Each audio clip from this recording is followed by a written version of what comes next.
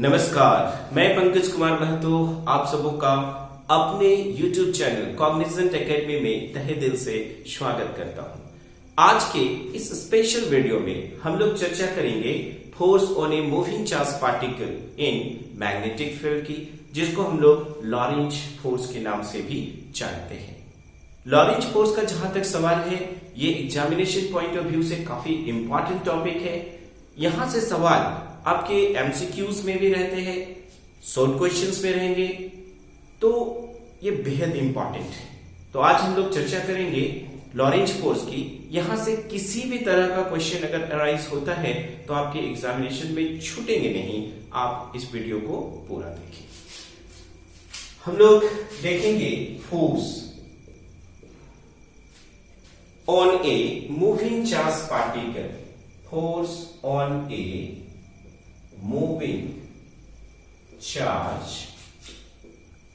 particle, force on a moving charge particle in magnetic field, magnetic field, force on a moving charge particle in magnetic field। इसी को हम लोग Lorentz force के नाम से भी जानते हैं। ये क्या कहलाता है? Lorentz force.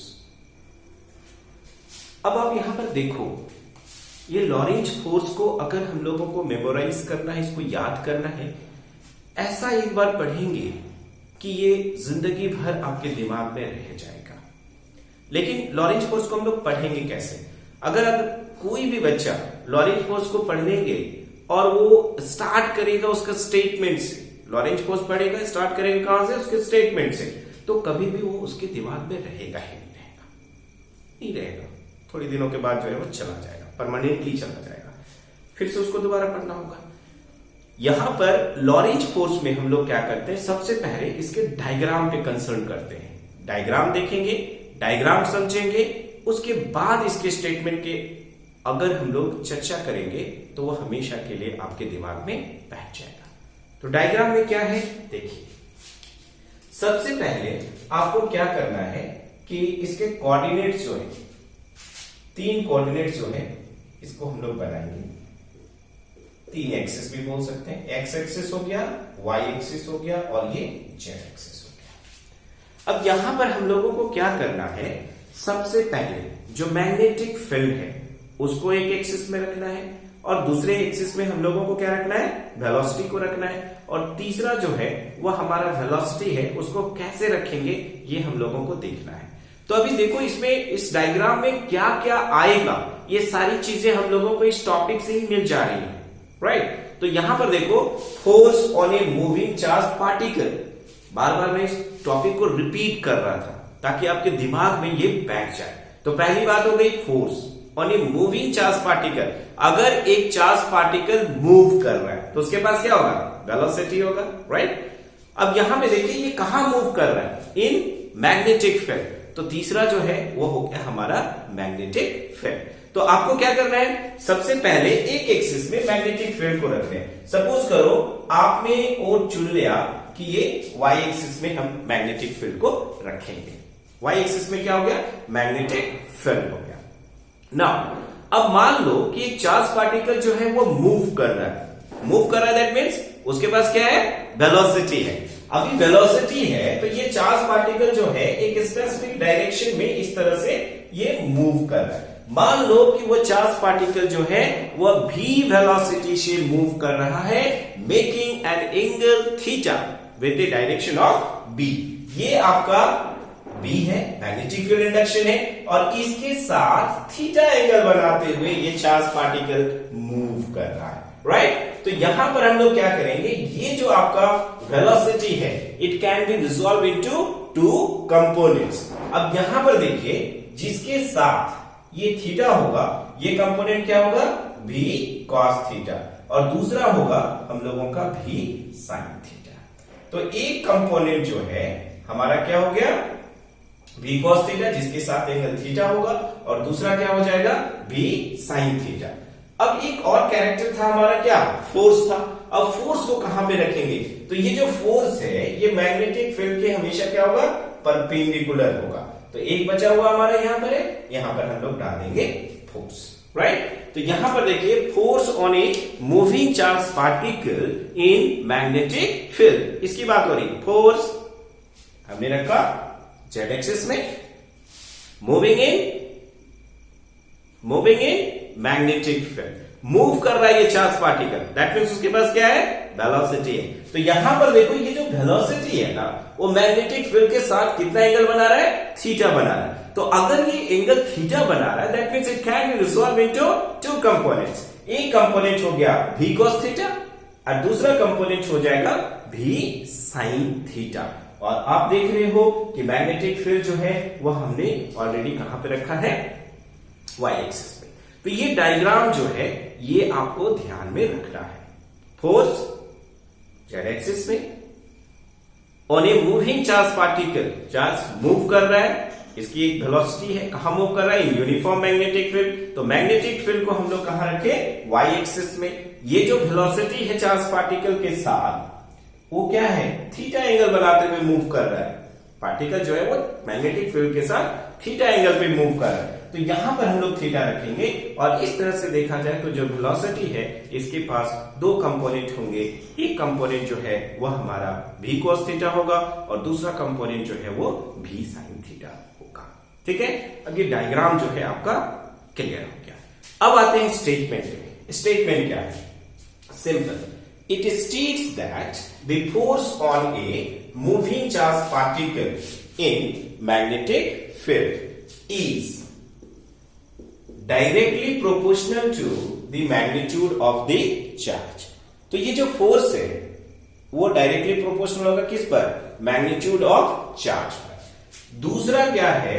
the force on a moving charge particle is directly proportional to the component of velocity which is perpendicular to the direction of magnetic field।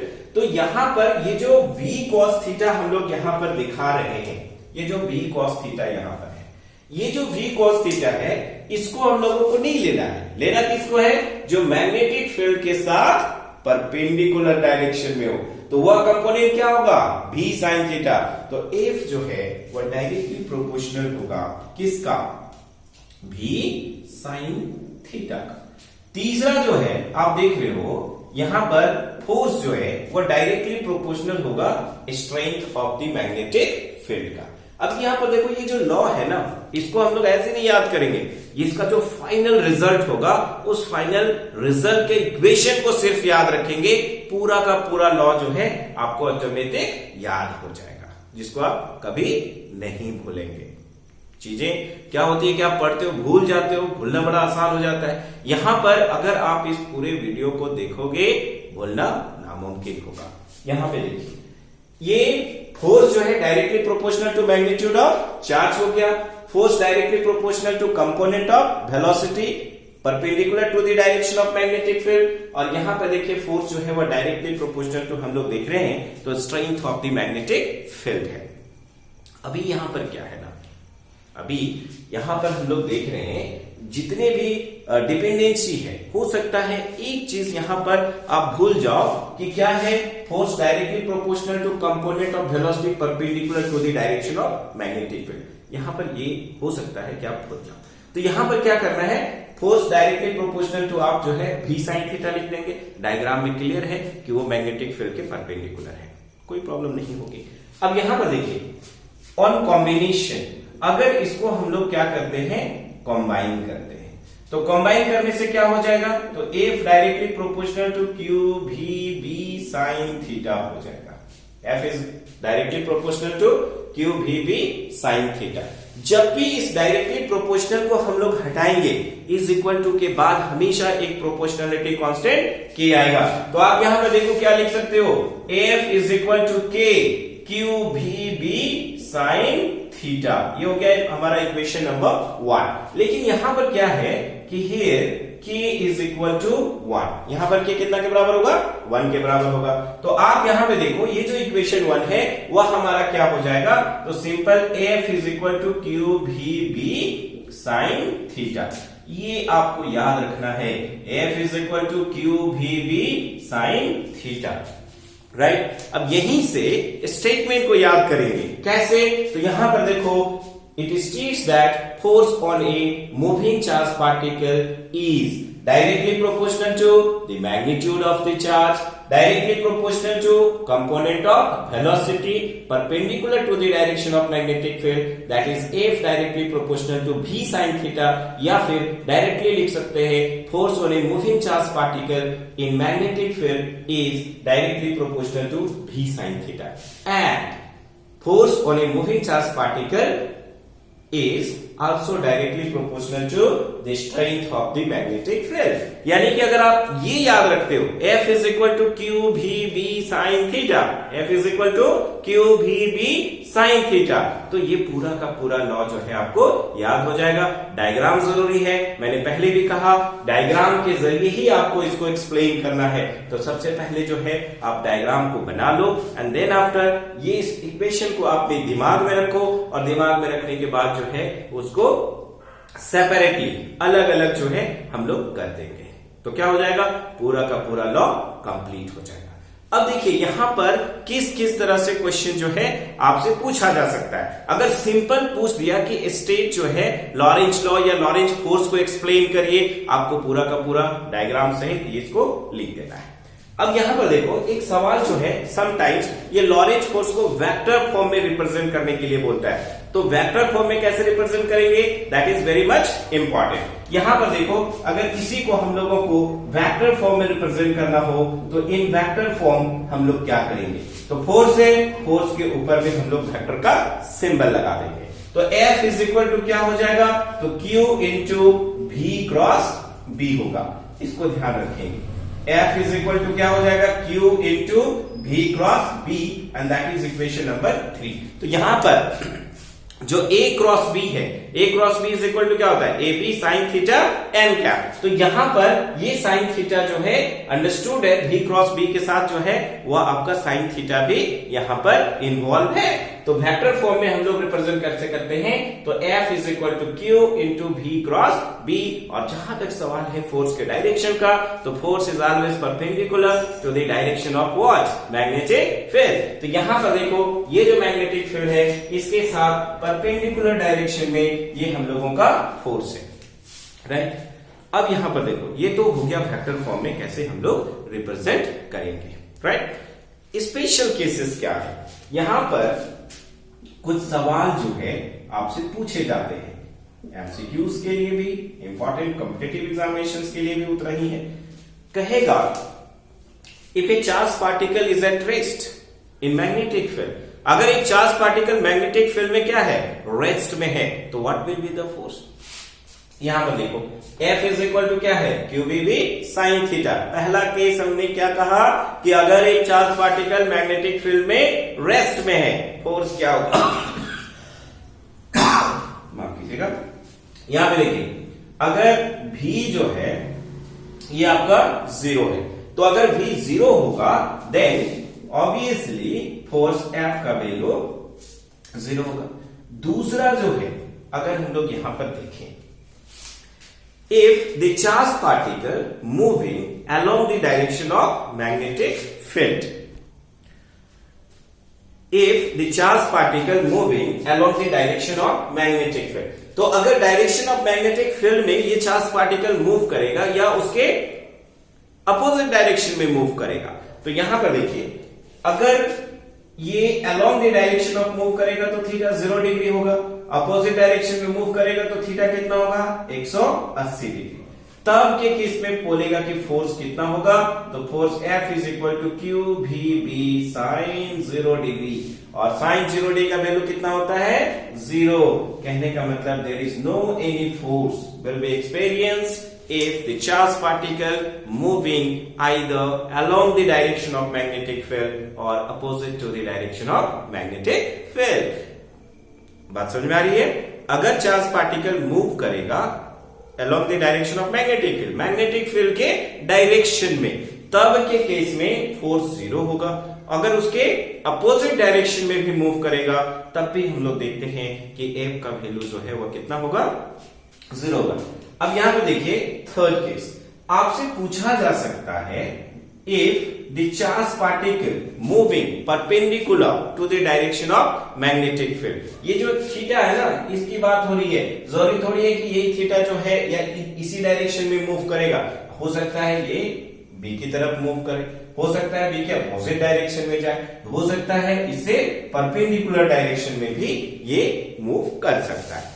तो if the charge particle moving perpendicular to the direction of magnetic field, तो perpendicular to the direction of magnetic field होगा तो theta is equal to क्या होगा 90 degree. और तब के case में अगर हम लोग फोर्स का वैल्यू अगर निकालने जाए तो F is equal to Q V B sine 90 degree, और साइन 90 डिग्री का वैल्यू कितना होता है 1। तो इस तरह से अगर हम लोग देखें तो F इज इक्वल टू होगा क्यू भी बी, और ये मैक्सिमम वैल्यू होगा। आपसे पूछता है if the charged particle is placed in magnetic field what will be the maximum force, maximum force कितना होगा Q भी B।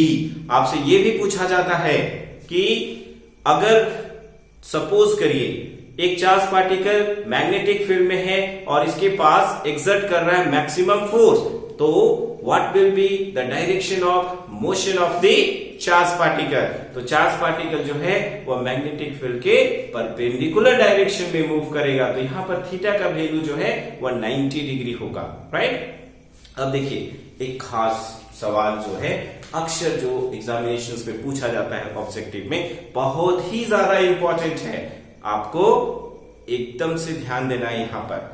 यहां पर हमने क्या देखा कि ये जो फोर्स निकाल रहे हैं ना, उन्हें चार्ज पार्टिकल कहां पे निकाल रहे हैं जी, तो मैग्नेटिक फील्ड में। अगर मान लो यहां पर इन्वॉल्वमेंट हो जाता है, ये जो आप देख रहे हो है ना, इसको थोड़ा सा मैं इरेज करता हूं, इरेज थोड़ा सा से कर देता हूं। अब यहां पे देखो ये जो force only moving charge particle in magnetic field है, अगर यहां पर इलेक्ट्रिक फील्ड का भी इन्वॉल्वमेंट हो जाए, किसका इन्वॉल्वमेंट हो जाए, इलेक्ट्रिक फील्ड का इन्वॉल्वमेंट हो जाए, तब के केस में फोर्स कितना होगा, यानी कि force on a moving charge particle in electric and magnetic field. अगर इलेक्ट्रिक और मैग्नेटिक फील्ड के अंदर अगर चार्ज पार्टिकल मूव कर रहा है, उसके अंदर मूव कर रहा है, तब के केस में फोर्स कितना होगा। तो आपने पढ़ा है कि electric field intensity E is equal to क्या होता है, तो F/Q, यानी कि अगर हम लोग इलेक्ट्रिक फील्ड की वजह से फोर्स की बात करते हैं उस चार्ज पार्टिकल में कितना होगा, तो यहां पर F इज इक्वल टू हो जाएगा QE, और मैग्नेटिक फील्ड की वजह से कितना है, तो आप यहां पे देख रहे हो Q into V cross B। तो अगर एक चार्ज पार्टिकल मूव करेगा electric as well as magnetic field में, तब के केस में फोर्स कितना होगा, तो यहां पे देखिए F is equal to QE plus Q into V cross B, right. तो यहां पर देखिए या तो आपका ऑप्शन में ये रहेगा या फिर क्या रहेगा, तो F is equal to Q को कॉमन निकालेगा और यहां पे रहेगा E plus V cross B। ज्यादातर क्वेश्चंस में यही रहता है, राइट। तो अगर एक चार्ज पार्टिकल इलेक्ट्रिक और मैग्नेटिक फील्ड दोनों के अंदर मूव कर रहा है, तब के केस में फोर्स कितना होगा, तो F is equal to Q into E plus V cross B। याद रखने का तरीका क्या होगा, अगर एक चार्ज पार्टिकल इलेक्ट्रिक फील्ड के अंदर होता है तो फोर्स कितना होगा, E is equal to F/Q, तो QE होता है। आपको ऑलरेडी याद है लॉरेंज फोर्स कितना होता है, तो Q into V cross B, दोनों को ऐड कर देंगे ना, इलेक्ट्रिक फील्ड की वजह से QE हो गया और मैग्नेटिक फील्ड की वजह से Q into V cross B हो गया। तो यहां पर F is equal to Q को कॉमन निकालेंगे, E plus V cross B। याद रहे अगर V क्रॉस B के बजाय अगर B क्रॉस B रहेगा तो फिर वो ऑप्शन गलत होगा, आपको इसी ऑप्शन को ढूंढना है। अगर यहां पर F is equal to Q into V cross B देखना है तो इसी को ढूंढना है। अगर इसको रिप्लेस कर देगा B क्रॉस B कर देगा तो फिर उस केस में गलत हो जाएगा, ऑप्शन जो है हमारा गलत होगा, राइट। तो ऑब्जेक्टिव क्वेश्चन में पहला जो सबसे इंपॉर्टेंट है ये पूछेगा कि एक charge particle moving in uniform electric and magnetic field, what will be the force? तो F is equal to Q into E plus V cross B. हो सकता है लॉरेंज लॉ जो है वह वेक्टर फॉर्म में रिप्रेजेंट करने के लिए बोला जाए, तो F is equal to Q into V cross B. और साथ में 3 स्पेशल केसेस हमने कहा कि अगर चार्ज पार्टिकल रेस्ट में है तो फोर्स 0, चार्ज पार्टिकल मूव कर रहा है along the direction of magnetic field, F is equal to 0, opposite to the direction of magnetic field, force 0. Maximum कब होगा, कितना होगा? तो मैक्सिमम कब होगा? जब चार्ज पार्टिकल मूव करेगा perpendicular to the direction of magnetic field. कितना होगा? तो F is equal to QVB. और सीधा सीधी अगर पूछा स्टेट लॉरेंज फोर्स या जो लॉरेंज लॉ है अगर उसको पूछना है तो आपको ध्यान रखना है F is equal to QVB sin theta. Right. अब यहीं से हम लोगों को करना है कि इसका स्टेटमेंट जो है वो कैसे हम लोग देंगे. तो लॉरेंज का जो स्टेटमेंट है वह क्या है? तो it states that force on a moving charge particle in magnetic field is directly proportional to magnitude of the charge, directly proportional to component of velocity perpendicular to the direction of magnetic field, and force is directly proportional to the strength of magnetic field. Hope so हमारा ये video आपको बेहद पसंद आया होगा. जरूर से आप हमारे चैनल को सब्सक्राइब करिए, लाइक करिए, शेयर करिए. Thank you very much.